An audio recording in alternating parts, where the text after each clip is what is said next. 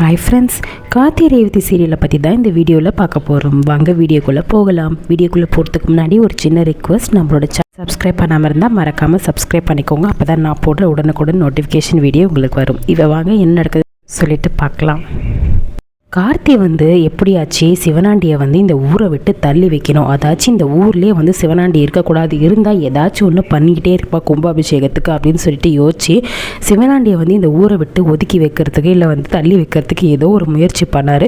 இப்போ பார்த்திங்கன்னா அந்த பிளான் படி சிவனாண்டியை இந்த கும்பாபிஷேகம் முடிகிற வரைக்கும் ஊரை விட்டு பார்த்திங்கன்னா தள்ளி வச்சுட்டாங்க.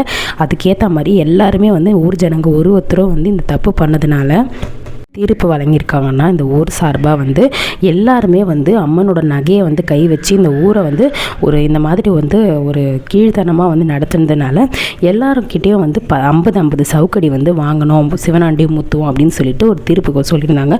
அது கூட பார்த்திங்கன்னா கார்த்திகிட்டே கேட்குறாங்க, என்னப்பா வேறு எதுனா நீ என்ன தண்டனை கொடுக்கலான்னு சொல்லுப்பா எங்களுக்கு அப்படின்னு சொல்லிட்டு சொல்லும்போது, இந்த கும்பாபிஷேகம் முடியறது வரைக்கும் பார்த்திங்கன்னா சிவனாண்டியும் முத்துவும் இந்த ஊர்லேயே இருக்கக்கூடாது அப்படின்னு சொல்லிட்டு சொல்கிறாரு. ஆனால் எனக்கு தெரிஞ்ச வரைக்கும் கார்த்தி இந்த முடிவு எடுத்தது கண்டிப்பாக யூஸே கிடையாது. சிவனாண்டி எந்த இடத்துல இருந்தாலும் ஒரு ஃபோன் பண்ணால் போதும், ஏதோ ஒரு விஷயத்த கண்டிப்பாக பண்ணுவார். முக்கியமாக சந்திரகலா அதே ஊரில் தான் இருக்காங்க. ஒருவேளை சந்திரகலா கும்பாபிஷேகத்துக்கு வந்தால் கூட அங்கே என்ன நடக்குது ஏது நடக்குதுன்னு பார்த்து சொல்லுவாங்க. இல்லை அந்த ஊரில் இருக்கிற ஆளுங்கெல்லாம் சிவனாண்டியோட ஆளுங்க தான்.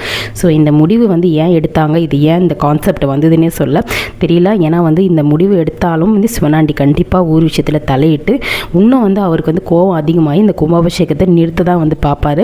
ஸோ இப்போ பார்த்திங்கன்னா கார்த்தி நினைக்கிறாரு, இதுக்குள்ளே சிவனாண்டியை வரவிடாமல் பண்ணிட்டோம் அப்படின்னு நினைக்கிறாரு. ஆனால் கண்டிப்பாக இன்னமும் சிவனாண்டி சதி பண்ணி எப்படியாவது இந்த கும்பாபிஷேகத்தை தடுக்கிறது தான் பார்ப்பாரு. அதை கார்த்தி எப்படி சக்ஸஸ்ஃபுல்லாக முடிக்க போகிறாரு அப்படின்றது தான் இப்போ கான்செப்டில் நடந்துகிட்ருக்குது. இப்போ பார்த்திங்கன்னா நம்மளோட ரேவதி கோயிலுக்கு போகிறாங்க. அதை தான் காமிக்கிறாங்க.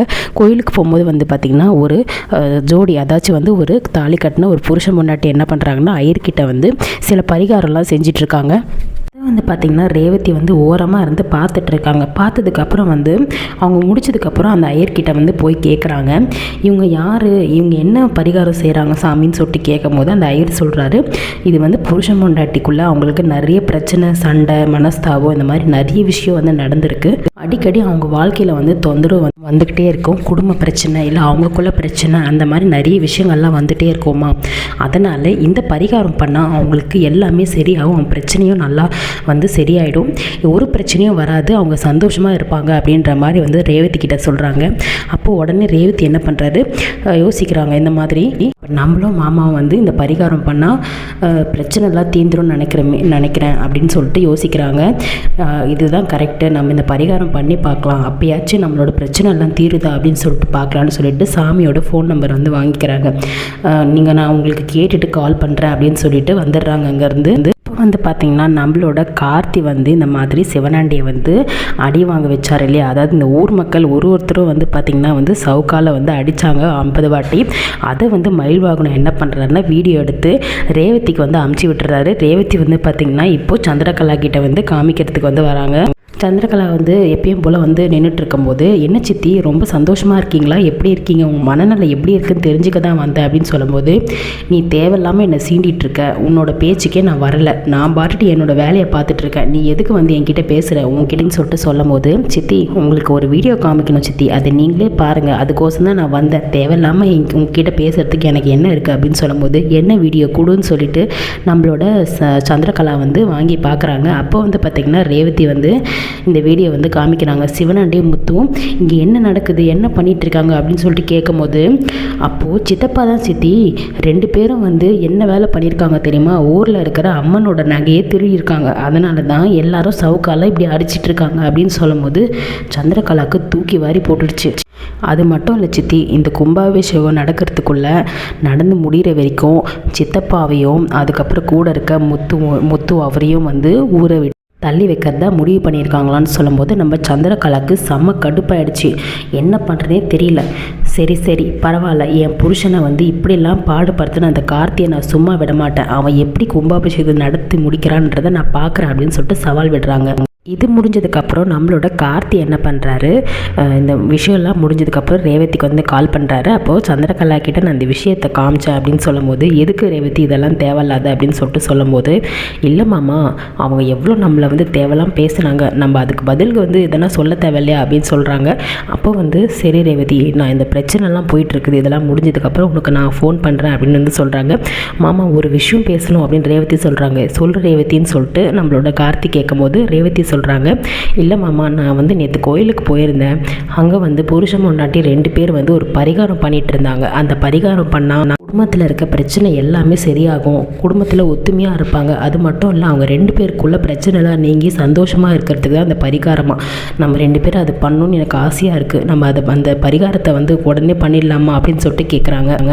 நம்ம கார்த்தியும் என்ன சொல்கிறாரு, சரி ரேவதி உங்கள் விருப்பப்படி பண்ணலாம், ஆனால் யாருக்கும் தெரியாத மாதிரி நம்ம வந்து கண்டிப்பாக வந்து நடந்துக்கணும்.